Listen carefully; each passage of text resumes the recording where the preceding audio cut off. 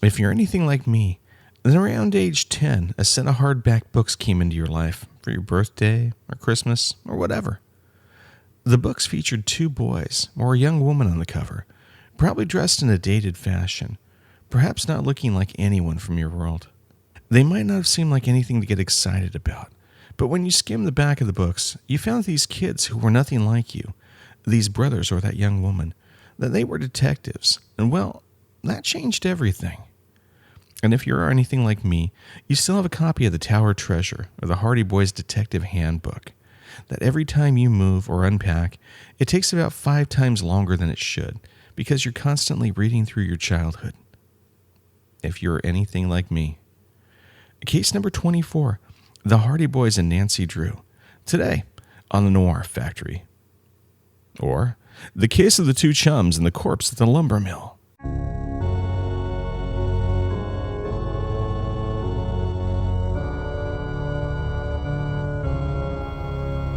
I'm sorry, I couldn't help that one.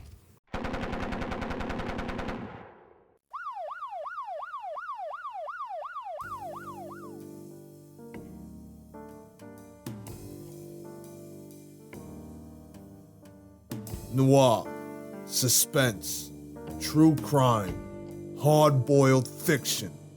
Explore the dark alleys and cheap gin joints of mob history, noir films, hard-boiled paperbacks, and two-fisted pulp fiction with mystery writer and make-believe detective Stephen Gomez. Grab your fedora and button your lip as you enter the office of the internet's finest fictional detective agency, the Noir Factory. My husband pointed out that kids frequently have an instinctive desire to follow the good example rather than the bad once they find out which is which. We agreed that a good moral background and thorough grounding in the Hardy Boys would always tell in the long run. Shirley Jackson, author. They're still in print today, and they are still popular today, even though they really aren't exactly like the stories you remember. Today, there are smartphones and text clues, hackers and virtual reality. But don't let that bother you. They really weren't for you in the first place. They were for the person that you used to be. They were for the 10-year-old that you were. The one that stayed up late at night and smuggled a flashlight under the covers because you had to know what the secret of the old clock really was, or because you had to learn the true meaning behind the mystery of the whale tattoo. And if you're unhappy with the changes in the text, or because Frank and Joe don't look the way you remember them as kids, then that's not really on them. After all these years, the Hardy Boys and Nancy Drew are still just for kids. And if you can't stand that modern sensibilities are creeping into your precious stories, then that one's on you. But before you pass final judgment on some of your best childhood memories, then again, let me remind you that they probably weren't cutting-edge stories when you read them. Adults probably looked down on them, and they thought of them as cartoonish, simple, or even, God forbid, juvenile. But then what the hell do adults know anyway? When Edward Stratemeyer was a boy, fiction looked a lot different than it does today. He was born in Elizabeth, New Jersey in 1862. Stratemeyer was a voracious reader who fed his interest through works of authors such as Horatio Algiers and William Taylor Adams. Those were stories that featured young men, ship's hands, newsboys, that sorts of thing, who struggled through Dickensian upbringings to make their way to fame and fortune. The stories Edward Stratemeyer grew up on were rags to riches stories, and for him, that's appropriate. Stratemeyer's parents were immigrants who were steeped in a hard work ethic. His father, Henry, was a tobacconist who owned his own shop. Edward's mother, Anna, had been married to Henry's brother before his death and had 3 children with him. Henry vowed to care for the family and married Anna, and Anna bore Henry 3 more children. Edward was the youngest. Edward helped his father around the shop and read whatever he could whenever he could. By the time he was a teenager, he was what we'd consider today as some kind of uber nerd. He owned his own printing press, and he printed up stories for his friends. Stories like Revenge and The Newsboy's Adventure. His father, like a lot of his family at the time, I'm sure, thought Edward's hobby was a complete waste of time, especially when there was serious work to be done. Edward toiled away with his stories for quite a few years before selling his first, Victor Horton's idea, to Golden Days, a boys' magazine, for $75 when he was 26 years old. When he told his father about the sale, his father said he needed to write more. He did write more, much more, and like the boys' stories of the day, they fell into the familiar plot of Poor Urchin Child Gets Lucky. There was Poor But Plucky, written under the pen name of Fred Frisky, and there was Dashing Dave, the Ever-Ready Detective, by Captain Ravel Pinkerton of the U.S. Secret Service. And there was Joe Johnson, the Bicycle Wonder, by Roy Rockwood. And all these things helped put food on the table, but not enough to support Edward entirely. He married the daughter of a local businessman in 1891, Magdalena Van Camp. Soon, the couple had 2 daughters, Harriet and Edna. He took part-time work, which eventually led him to Good News magazine, where he landed a gig as an editor for his childhood authors like Horatio Algiers, his role model. In 1891, Horatio Algiers was in failing health, and he reached out to his young editor, Stratemeyer, to help him finish a manuscript in his style. Edward did just that, and when Algiers passed away the next year, Stratemeyer was given the nod to take Algiers' work and finish it. Again, in Algiers' style and under his name. Edward didn't care at all. A story was a story, and cash was cash. And more than anything, he enjoyed telling the story. Stratemeyer's style was close to Algiers, and the work went well. So around the same time, Gilbert Paton, a young man who Stratemeyer had worked with at Good News magazine, began publishing the Frank Merriwell stories. The books focused on Frank Merriwell, an American kid who was a hero in an ongoing series of adventure novels. The stories sold well, and Stratemeyer figured he could do just as well as his friend did. He wrote the Rover Boys series for young Americans, a series of books following the adventures of 3 brothers attending a military boarding school. The boys played pranks, caused mischief, and were all-around scamps, but were not in a mean way that actual kids were. The boys' adventures incorporated new technology, which at that time meant airplanes and cars. Another thing to note about the boys is that they were causing trouble for both criminals and authorities alike, in a very non-role modelish way. Curse you, Rover Boys!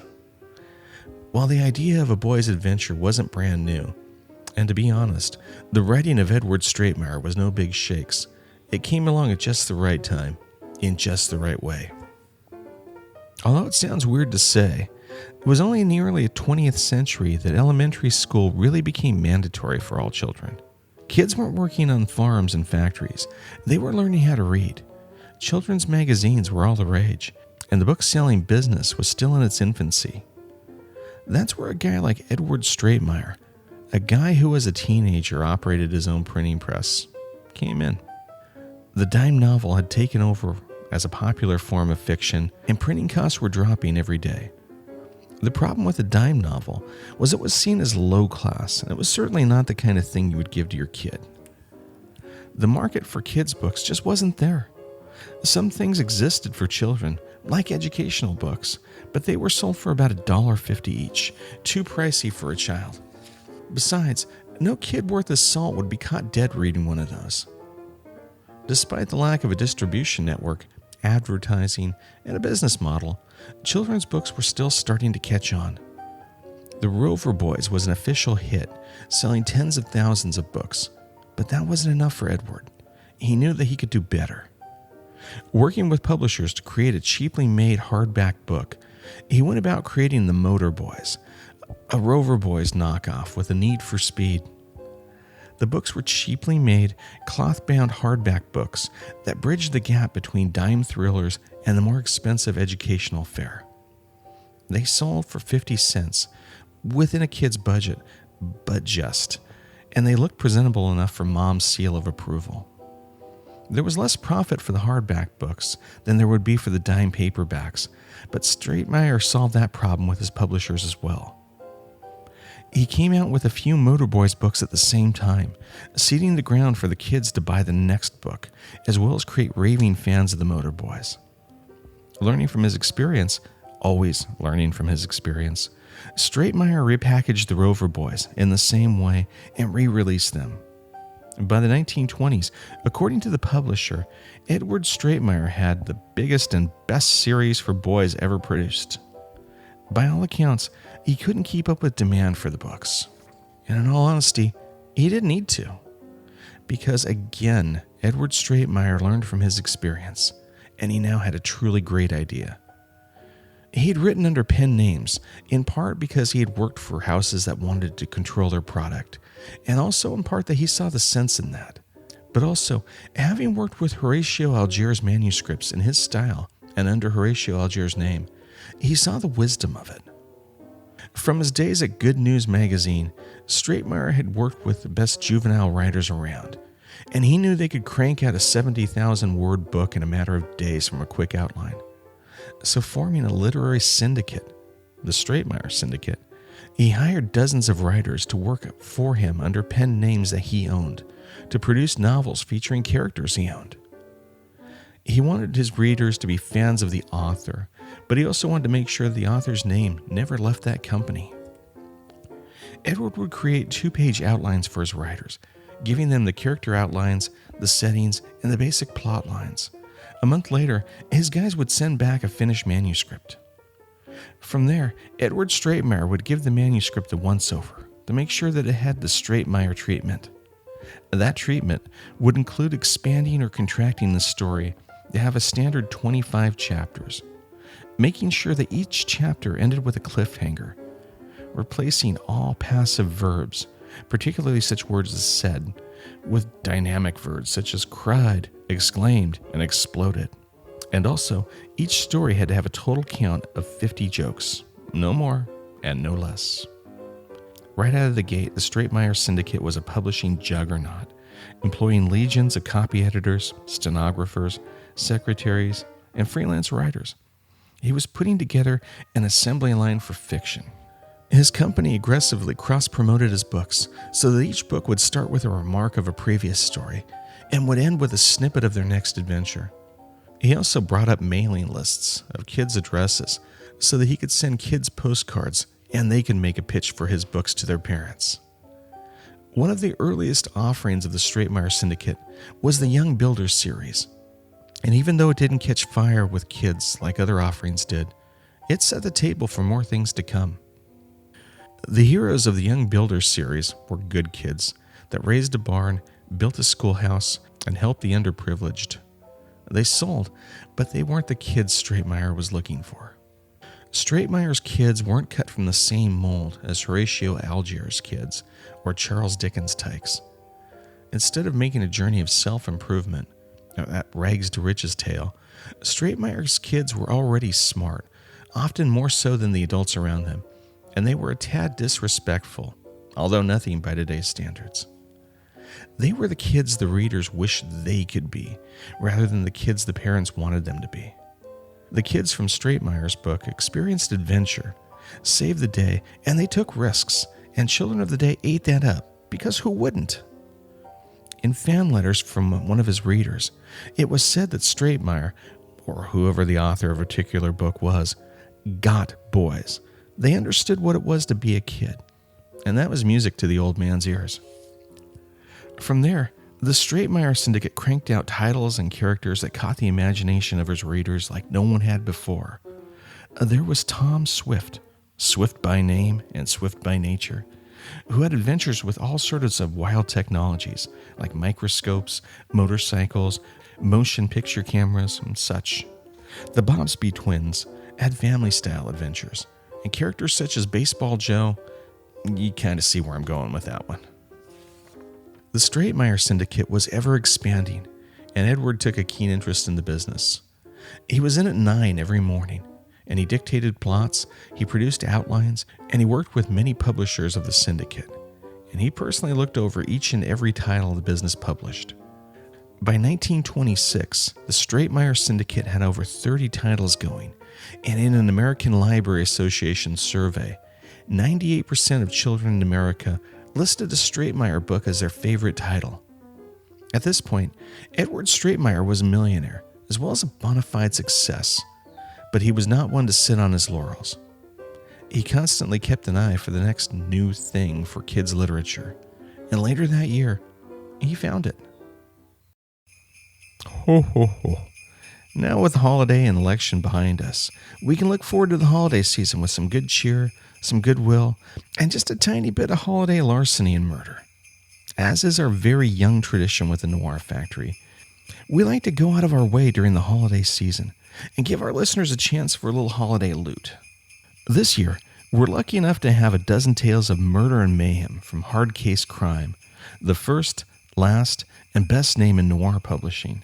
If you haven't read their stuff yet, then I envy you, because each offering from Hard Case Crime is engaging, grabbing, and will reach right off the page and throttle you. Take great noir stories from classic writers such as Donald Westlake, Earl Stanley Gardner, and Lester Dent, and pair them against the best contemporary crime writers of today, like Krista Faust, Max Allan Collins, and that up-and-comers like that Stephen King kid. What you get is sheer greatness. Hard Case Crime is quite simply the crown jewels of noir fiction. And this year, Santa's going to visit one lucky listener and shove a bunch of those crown jewels right down their Yuletide stocking. Go to darkchristmas.com and sign up for a chance to win a dozen Hard Case Crime books of your own. There's Sinner Man by Lawrence Block, The Knife Slipped by Earl Stanley Gardner, Cocktail Waitress by James M. Cain, as well as 9 other great crime reads. It'll be the perfect spice for your Yuletide nog. Remember, go to darkchristmas.com and sign up before December 24th, 2016 for a chance to win a dozen crime classics from the people who made murder and mayhem fun. That's darkchristmas.com. Again, darkchristmas.com. That's darkchristmas.com. And remember this year to leave a little something stronger than milk and cookies for Santa. We now return you to this week's crime, already in progress. In 1926, the Stratemeyer Syndicate owned children's literature by a wide margin, but they weren't the up-and-coming thing in literature. That title was owned by Black Mask magazine and the other detective pulps of the day. The American public, it seemed, was hungry for hard-boiled detectives and grisly mysteries, and in no time, names like Philo Vance and Sam Spade were household names. Edward Stratemeyer noticed, and he wanted detectives who were household names as well. Hard-boiled sleuths and mad dog killers wouldn't work for the Stratemeyer audience. What he needed were kids, perfect kids, like all Stratemeyer kids, who had both reason and ability to solve a case. The kids might not be detectives, but they could be the children of detectives. They could be the sons of a famous detective. In less than a day, Edward Stratemeyer hammered out a 2-page plot for the Towered Treasure and introduced the world to the Hardy Boys. The boys, Frank and Joe, were the sons of Fenton Hardy, a world-renowned detective and guiding figure of the boys. Frank and Joe both attended high school in fictional Bay Point, although school figured very little into their adventures. They had a home gym, they received perfect grades, and they excelled at everything they tried. Critics of the book, and there were many, said that the only way to tell the characters of the Hardy Boys apart was that the older boy, Frank, had dark hair, and the younger boy, Joe, was a blonde. That was about it. Women also played little part in the Hardy Boys' world. Their mother was usually a passive persona who packed lunches and fretted over the boys, but didn't play a part in the storylines, and it required a very close reader to notice when her name changed from Laura to Mildred in the middle of the first series. Girlfriends were also non-existent to the Hardy Boys. They had special friends, Iola and Callie, but they mostly served as cheerleaders or objects to be rescued. Critics also pointed to the paradox of Fenton Hardy, the boy's father, who, while being an infallible world-famous detective, was always failing. It was up to his children, his infallible children, to solve the case and make him look good. The first Hardy Boys book sold like wildfire, and then many others followed, and all were written under the pen name of Frank W. Dixon. But the true creator of the series, in addition to Stratemeyer, was writer Leslie McFarland. McFarland was a Canadian writer, born in Ontario in 1902.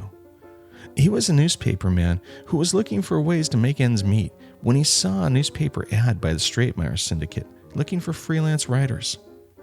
McFarlane had already worked as a freelancer in such titles as Black Masks, as well as ghostwrote other juvenile titles before and after the Hardy Boys. For Stratemeyer, he wrote 19 of the first 25 Hardy Boys books, including the last one in the original series, the one that popular lore attributes to his wife writing while he was on a fishing trip. McFarlane wrote quickly and often because he had a large family and he raised them during the Depression. During his career, it wasn't uncommon for him in any given year to have published a half dozen novels, as well as a slew of short stories. He never really had much kind words for the Hardy Boys, but he said that they paid the bills and they put coal in the furnace. The success of the Hardy Boys was so great for Stratemeyer that he decided to follow up the boy detectives with a girl detective, tapping on a highly overlooked market at the time, the young female reader. He created Nancy Drew, and like his Hardy Boys, decided to give the author a pen name. This time, it was Carolyn Keene. Again, Stratemeyer found his author through an advertisement. This time, young Mildred Wirt answered the call. Wirt was a young writer, fresh from the University of Iowa, when she joined the Stratemeyer Syndicate. Again, like McFarlane, she received an outline and a thumbnail from Edward Stratemeyer regarding the Nancy Drew character. But unlike the Hardy Boys writers, unlike virtually every Stratemeyer writer, she inserted herself into the character, giving Nancy Drew an enthusiastic, peppy personality that embraced adventure.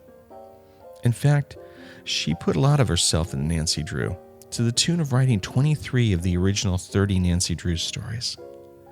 The character of Nancy Drew, unlike the Hardy Boys, was not predisposed to mystery and adventure.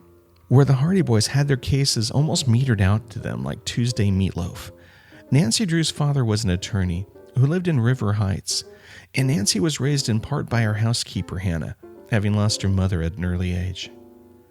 Nancy Drew's father was not the impetus to adventure like Fenton Hardy was, and a lot of the time Nancy's adventures were set about by stray bits of evidence or a hidden clue that she stumbled on. Nancy Drew had her share of critics, but the character filled a void that people didn't even know existed. National leaders today, like Hillary Rodham Clinton, Justice Sandra Day O'Connor, Laura Bush, and Justice Sonia Sotomayor, all called our daring young sleuth an early role model. While almost all of the Stratemeyer books went on to great sales, there were a few places that the books could not be found. One of them was at the headquarters for the Boy Scouts of America. As early as 1914, Franklin K. Matthews, the chief librarian for the Boy Scouts of America, published an article called Blowing Out the Boys' Brains. In it, he cautioned parents about the evils of serialized fiction. His case was that the quality of the literature was poor, and he made a point of damning the factory production of the stories. Other libraries joined him on this one as well, calling the stories sensational, and insisted the stories kept children away from more instructional or moral stories. In fact, it was reading that was turning your kids bad. That argument fell by the wayside when libraries discovered other boogeymen for children, such as television and movies. Ironically, the Hardy Boys and Nancy Drew saw life there as well. In the 1930s, Benita Granville starred in 4 Nancy Drew movies produced by Warner Brothers. And in the 1950s, the Hardy Boys appeared in serialized features on the Mickey Mouse Club. From 1977 to 1979, the Hardy Boys' Nancy Drew mysteries appeared on ABC, with the 2 sleuths appearing on opposite weeks and occasionally crossing over. The stories had been introduced to countless children all over the world, and they appear in many languages. Both sleuths have undergone changes over time, mostly to update stereotypes, changing languages, or technologies and situations. At the core, the characters are still as they've always been, good kids trying to do the right thing. Edward Stratemeyer didn't live long past his creation of Nancy Drew. He developed pneumonia, and he died of a heart attack in 1930. His daughters took over the Stratemeyer Syndicate and continued their father's work, keeping serialized fiction alive and well over the years. Leslie McFarlane passed away in September 6, 1977 in Canada, at the age of 74. He went on to write many books, detective stories, and screenplays. He became quite philosophical about his role in the Hardy Boys' creation, and he accepted his role in their tale. Mildred Wirt married twice and widowed twice. She stayed on with the syndicate and wrote characters like Kay Tracy, Penny Parker, and the Dana Girls. She enjoyed adventure herself, and she was an avid traveler. Before her death in 2002, at the age of 96, she received a special Edgar Award from the Mystery Writers of America for her work on Nancy Drew. In 1987, Simon Schuster purchased the Straightmeyer Syndicate and currently own the rights to the Hardy Boys and Nancy Drew. That closes the books on this case. Join us next time on the wrong side of the tracks at the Noir Factory, as we look at the best in true crime, noir, and hard-boiled stories has to offer. If you've enjoyed this podcast, then please subscribe on iTunes and leave an honest review. And be sure to stop by the website to fill up on pulpy and hard-boiled goodness. And remember, nice guys finish last. Psst, still there? This week's special Noir Factory Dakota message is coming right up. Crack the code by visiting thenoirfactory.com/key.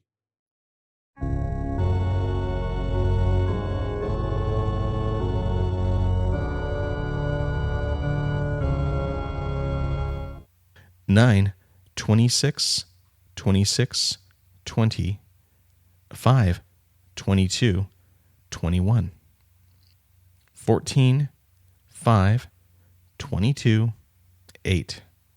That is all. For the key to this code, visit thenoirfactory.com/key. Again, that's noirfactory.com/key. Good night.